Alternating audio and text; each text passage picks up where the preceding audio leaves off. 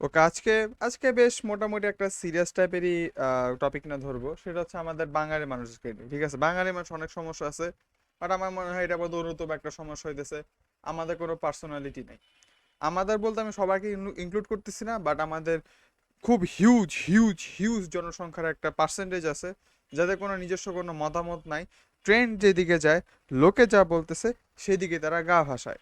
এবং এখানে আমার তাদেরকে দোষ দেওয়ার কোনো কিছু নাই, কারণ তাদের তাদের সোসাইটির এরকম হয়ে গেছে যে লোকে কি বলবে, লোকে কি বলবে, লোকে কি বলতেছে সেটাই হচ্ছে ঠিক মত। আমাদের ঠিক জায়গা আমাদের ডেমোক্রেসি, না ডেমোক্রেসি সেই জায়গার মধ্যে যেটা বেশিরভাগ মানুষের বলে সেটাই হয়, কিন্তু অ্যাকচুয়ালি এমন হওয়ার কথা না। ওয়েল, এটার অনেক এক্সাম্পল আছে, বাট আমি একটা প্রাইমারি এক্সাম্পল যেটা আমার মাথার মধ্যে এখন আসতেছে আমি সেটা নিয়ে তোমাদেরকে বলি।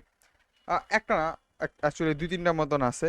আমি এখানে একটা বলতে চাই, সেটা হচ্ছে প্রথমটা নিয়ে আসি, যে সবচেয়ে রিসেন্ট কাহিনী করছে, সেটা হচ্ছে রিপন মিয়ার সাথে। রিপন মিয়া শুরুর দিকে, একদম শুরুর দিকে যখন তোমরা যারা করোনার আগে ইন্টারনেট চালাইতে তাদের কথা বলতেছি, সে বন্ধু তুমি আমায় দিও কল সামথিং এমন তো অনেক ভাইরাল হয়েছিল। ঠিক আছে, আগেকার কন্টেন্টগুলো তার ক্রিন ছিল, এটা আমরা মানি, সবাই মানি, এখানে কোনো না কেউ বলবে না। তারপরে তার ধীরে ধীরে কন্টেন্টগুলো একটু ম্যাচিউর হওয়া শুরু করলো, এখন সে বর্তমানে সে অনেক জীবনমুখী কথাবার্তা বলা শুরু করছিল। তারপরে যে প্রবলেমটা হয়েছে যে তার নামে অনেকগুলো অ্যালিগেশন শুরু করছে। অফকোর্স, তুমি যত বেশি জনপ্রিয়তা পাবা তোমার অত বেশি মানুষ ঘৃণা করবে, অত বেশি তোমার মানুষ তোমাকে দেখে জ্বলবে। কারণ রিপন মিয়া যে সব সিম্পল টাইপের ভিডিও বানাইতো, ওইরকম টাইপের ভিডিও, ওইরকম টাইপের জিনিসপত্র অনেক মানুষই করতো। কইরা হয়তো তারা, তারা ভিডিও করতো না, তারা কাজ টাজ করতো, এরকম রাজমিস্ত্রি কাজ করতো, পরিশ্রম করতো, বাট রিপন মিয়া যেরকম সফলতা পাইছে তারা হয়তো এরকম সফলতাটা পায় নাই। যার কারণে তারা বেশি জ্বলে। ঠিক আছে, তাদের তাদের মধ্যে সেই জ্বলার সেই ভাবটা আছে, যার কারণে তারা রিপন মিয়ার খালি খুঁজতেছিল যে কবে এই রিপন মিয়াকে একটা দোষ করবে, যেদিনই দোষ করবো ওই দিন আমি একদম ঝাঁপাই পড়বো। অ্যান্ড সেটাই হয়েছে। বলতে না বলতে ঘন্টার মধ্যে সব কিছু একদম ছড়াছড়ি হয়ে গেছে, কেউ বাংলাদেশ থেকে রিসার্চ করে না, রিসার্চ থেকেও পারে না, সব একদম ছড়াই গেছে, যে মানুষ যেটা বলতেছে ওরাই বিশ্বাস করতেছে। আমি বলতেছি না যে এই মানুষ ভালো বা এই মানুষ খারাপ। অ্যাটলিস্ট আমার একটা জিনিস শেয়ার করার আগে, একটা জিনিস এত বড় একটা স্টেটমেন্ট বলার আগে, আমি অ্যাটলিস্ট একটু দুই তিনটা খবর, চার পাঁচটা খবর একটু দেখে বলবো, তাই না? অনেকগুলো জায়গা একবারে দেখে তারপর আমি একটু চিন্তা ভাবনা করে একটা কথাবার্তা বলবো। বাট আমাদের বাংলাদেশের মানুষ এসব কিছু বুঝে না। তাদের মনে হয়েছে ও ইয়েস, ফাইনালি এটা আমার চান্স, এটা আমার চান্স, এখন আমার ডান্স মারতে হবে। এরকম করে মধ্যে আমাদের রিপন মিয়ার যে শুরুর দিকে ছিল তারা অনেক ব্ল্যাকমেল হয়েছে, তাকে অনেক নিচে নামানোর অনেক চেষ্টা করছিল, বাট ধীরে ধীরে ধীরে ধীরে সিচুয়েশনগুলো রিকভার করার চেষ্টা করছে, বাট এটা 100% জীবনও রিকভার হবে না। কারণ মিডিয়া ইজ মিডিয়া, তুমি জানো, একবার যদি বদনাম ছড়ায় ফেলে তো সেটা ছড়ানো মানে মুছা বলতে গেলে অলমোস্ট ইম্পসিবল, 100% মুছা সম্ভব না।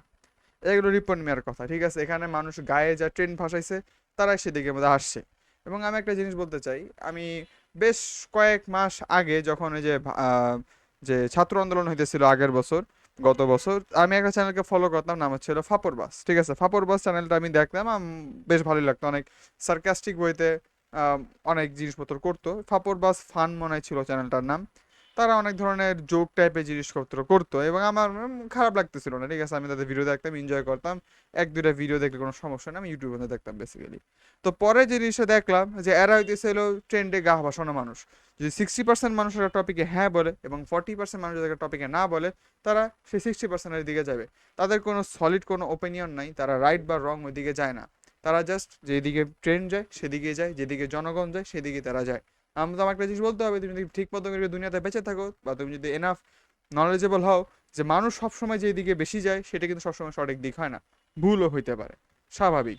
সো আমার মনে হয় সব মানুষের, সব বাঙালির একটা প্রিন্সিপাল থাকা উচিত, যেটা আমার মনে হয় 90% বাঙালি, 90% বেশি বলে ফেলছি, 70% বাঙালির ভিতরে সেই প্রিন্সিপালটা নাই। মানুষ যেটা বলতেছে সেদিকে তারা গা ভাসায়। আর আরেকটা বিষয় হইতেছে আমাদের বাঙালি, যেটা আমি বুঝি না। সাপোজ একটা মানুষ, আচ্ছা আমরা তো সবাই মানি তাই না, দুনিয়া আমাদের কেউ পারফেক্ট না।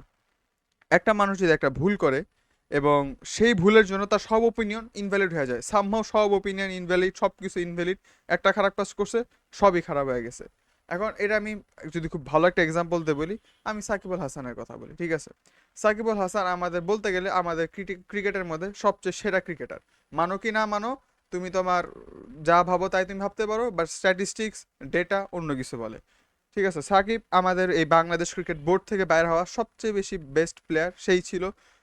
অলরাউন্ডার ছিল, ঠিক আছে, বলার কোনো কথা না, এমন না যে শুধু ব্যাটিংয়ে ভালো করছে বা শুধু বোলিং করছে, এমন না, অলরাউন্ডারের হিসাবে অনেক ভালো একটা প্লেয়ার ছিল সে। তো এখন সে একটা সময় যে সে পলিটিক্সের মধ্যে আসে এবং তোর মতো সবাই যেন বাঙালিতে একটু যদি নাম ডাক থাকে সবাই পলিটিক্সের মধ্যে ঢুকে যায়। সো সেই একই ধারা ধরে মাশরাফিও ঢুকে গেছে, আমাদের সাকিবও ঢুকে গেছে। এবং ঢুকে যাওয়ার পরে কি হয়েছে, এই যে আন্দোলন যে হলো এই যে ছাত্র আন্দোলন যেটা হলো, এই আন্দোলনের মধ্যে আমাদের সাকিব আহ, নৌকার পক্ষে নিছে, ঠিক আছে, নৌকার পক্ষে নিছে। এবং সে কিন্তু মার্ডার করে নাই বাইতে হবে, এই টাইমের মধ্যে কিন্তু সে বিদেশের মধ্যে ছিল। হ্যাঁ, বিদেশে থেকে সে কোঅপারেট করে নাই, অফকোর্স কোঅপারেট করে নাই, কারণ এটা তার দল না। আই মিন, সে তার দলের বিপক্ষে আসতেছে, সে কেন বিট্রে করবে? কারণ এখন সে যদি উল্টা পথে যায়, বা তার প্রিন্সিপাল যদি এমন না থাকে, সে যদি ভাবে যে না, যে কাজগুলো করতেছে এটা হয়তো ঠিক, মানুষের প্রিন্সিপাল মানুষের কাছে থাকতেই পারে, এরা তাদের ব্যক্তিগত ওপিনিয়ন, এমন না যে সে রাস্তার মধ্যে গুলি নিয়ে এসে গুলি ছুটতেছে, এমন কোনো কিছু হয় নাই।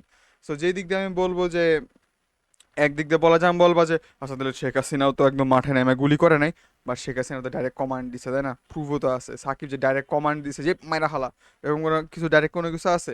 আপাতত নাই, আপাতত আমি জানি না, আমরা সব অ্যাজুম করতেছি যে করছে, বাট এটা প্রুফ কোনো কিছু নাই।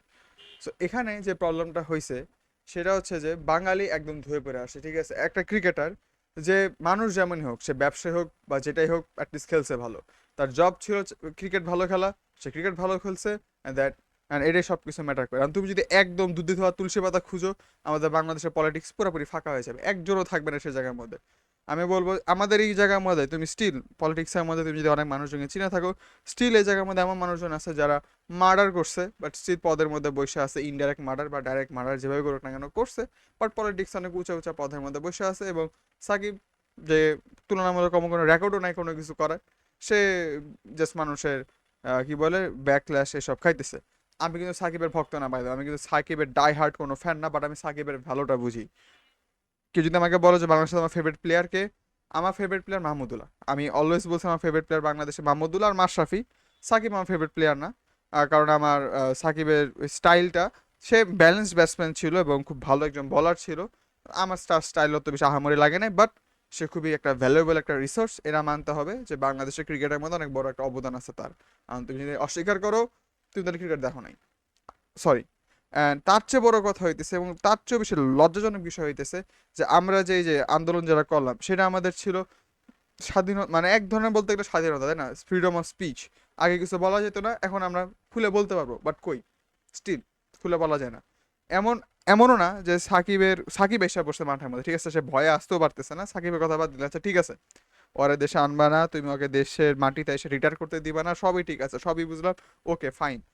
তার ভক্ত থাকতেই পারে, তার ফ্যান্স থাকতে পারে, তার ফ্যান্স একটা খেলার মাঠের মধ্যে একটা প্লে কার্ড নিয়ে গেছে সাকিবের, ওই জায়গার মধ্যে মানুষ ঝামেলা করছে, মানুষ প্রশ্ন করে যে মানুষ আগে নাকি খেলোয়াড় আগে?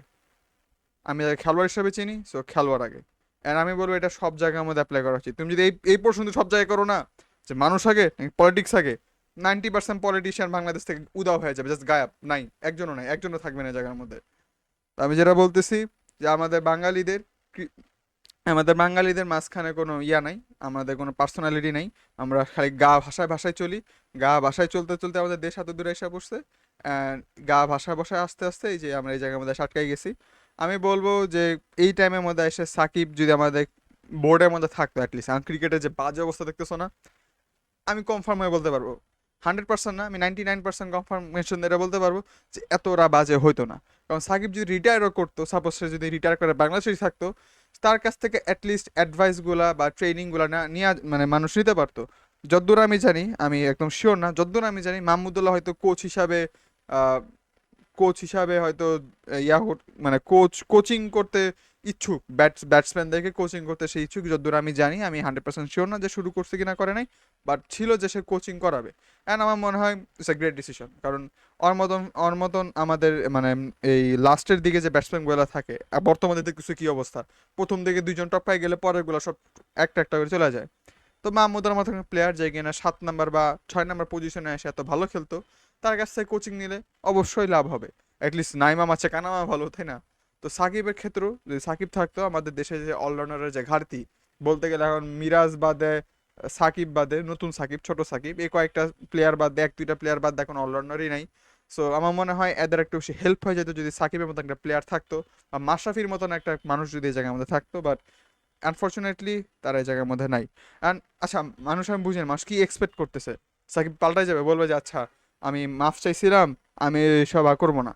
অ্যাট দিস পয়েন্ট যদি ও যদি এটা করতো, মানুষ বলবে যে এই যে আমি গা ভাষায় ফেলাইছে, হ্যাঁ, সুবিধা পার্টি যেদিকে যায় সেদিকে হবে। আইমান সাদিককে দেখো, আইমান সাদিকের সাথে যেটা হয়েছে, আয়মান সাদিক একবার যায় একবার যায় না, একবার যায় একবার যায় না, এবং এটা করতে না করতেই সে হয়ে গেছে সে দুই পথে সুবিধা পার্টি। যখন যে পার্টি আসবে তার পা চাটো এবং জীবন সেফলি থাকুক। আয়মান সাদিক কিন্তু কেমনি চলছে, আমরা কিন্তু ভিডিও প্রুফ পাইছি, ঠিক আছে, ভিডিও প্রুফ আছে, সে লুকাই আছে, একবার প্রোফাইল পিকচার পাল্টায়, একবার পাল্টায় না, একবার পাল্টায়, একবার পাল্টায় না, এমন করছে। আমি বলবো যে এমন দুইমুখী সাপের থেকে একমুখী সাপ অনেক ভালো, ঠিক আছে, অ্যাটলিস্ট আমি জানি যে ওই ওকে প্রেফার করে। সো কিছু হইলে আমরা ওকে একটু কন্ট্রোলে রাখতে পারবো। আর এরকম দুই মুখী সাপ হইলে দুই দিকে ছোবল মারতে যাবে, এবং দিন শেষে যায় দেখবে যে তো আমার নিজের গায়ের মধ্যে লাগাই দিছে, কার কাছে যাবো জানি না, মাই দিচ্ছে তো আমার গায়ের মধ্যে ছোবল, ঠিক আছে, তো আমার বিট্রে করে দেবে। এটা কখন করবে কি করবে বলাও যায় না। সো এটাই ছিল আমার একটা ছোট্ট একটা র্যান্ট, যে বাঙালিদের একটা মেইন প্রবলেম নিয়ে, যে আমাদের কোনো পার্সোনালিটি নাই। আমরা মানুষকে জাজ করার ক্ষেত্রে টু কুইক টু জাজ, বাট আমরা never too soon to forgive, এই মেন্টালিটির মধ্যে আসি। আমার মনে হয় এটা আমাদের চেঞ্জ করা উচিত। আমার মনে হয় বাঙালিদের একটু বেশি ক্রিটিক্যাল থিঙ্কিং করা উচিত। এরা মানুষেরা অ্যাকসেপ্ট করতে হবে যে পৃথিবীর মধ্যে কেউ দুধে দুধে দোয়া তুলসী পাতা না, সবারই ভুল বা ঠিক আছে। আমি দেখতে হবে যে আমি আসলে মানুষটা ভুল করছে, এখন ওকে যদি আমি একটা ইয়া দেই, যে আমি যদি ওকে একটা সিচুয়েশন এনে দিই, তো সে কি পুরো কিছু ফাটাই কিছু পাল্টাই ফেলতে পারবে? উনোস আমি আমার মতে সাকিব যদি তার যদি পলিটিক্যাল ভিউ থাকে দেশে আমাদের নৌকা মার্কার, আমার মনে হয় এই এই ক্ষেত্রে যেটা করা উচিত সেটা হচ্ছে যে সাকিবকে নিয়ে এসে ওকে পলিটিক্স থেকে ব্যান করে দেওয়া উচিত। বাট সে খেলুক, কোনো সমস্যা নেই, সে পলিটিক্যাল কোনো অ্যাক্টিভিটির মধ্যে পার্টিসিপেট করতে পারবে না, না সে ভোট করতে পারবে, না সে ক্যাম্পেইন করতে পারবে, না সে কোনো পলিটিক্যাল কোনো স্টেটমেন্ট তার ফেসবুক বা কোনো সোশ্যাল মিডিয়ার মধ্যে বলতে পারবে, কোনো কিছু করতে পারবে না। এটা করলে জেল হবে, ইয়েস, এটা করলে সে জেল হবে, এটা করা যেতে পারে। বাট তার বেনিফিট ছিল সে ক্রিকেটার হিসেবে থেকে যেতে পারে। আমার একটা কন্ডিশন যদি দেওয়া হয়, হয়তো সাকিব অ্যাটলিস্ট দেশে এসে রিটায়ারমেন্টটা করতো, বাট এখন সিকিউরিটি রিস্ক, এখন মনে হয় না আসবে। যদি যত কিছু হবে হইলো এটা কি জানি বলে, ইলেকশনের পরে হবে। সো যাই হোক, আমি আর কিছু বলবো না, তোমাদের মতামত তোমরা জানাই দাও, তোমরা কি ভাবো এই সিচুয়েশনটার উপরে, ঠিক আছে। আবার আমি দেখছি অনেকে আমার ভাই আমার পুরা ভিডিও না দেখে পুরা ভিডিওর কথাবার্তাগুলো একটু আবার একটু মানে শুনে তারপর কমেন্ট করে, আমি দেখছি অনেকে না পুরা ভিডিও না দেখেই কমেন্টের মধ্যে ঝাড়া শুরু করো। পুরো ভিডিওটা দেখো, দেখার পরে তুমি তোমার ওপিনিয়নটা দাও, কোনো সমস্যা নেই, এবং আমি অফকোর্স তোমাদের সাথে কমেন্টের মধ্যে আমি কথাবার্তা বলবো এই বিষয়টা নিয়ে। ওকে, এটাই ছিল আজকের ভিডিও।